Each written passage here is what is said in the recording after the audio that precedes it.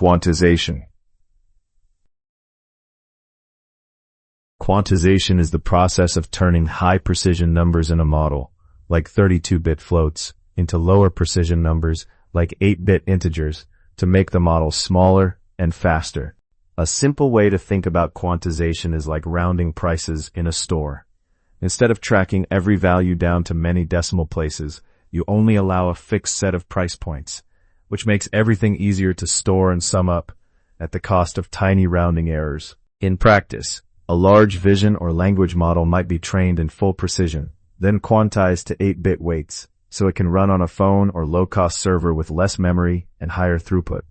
Similar in spirit to how feature scaling prepares data numerically before training.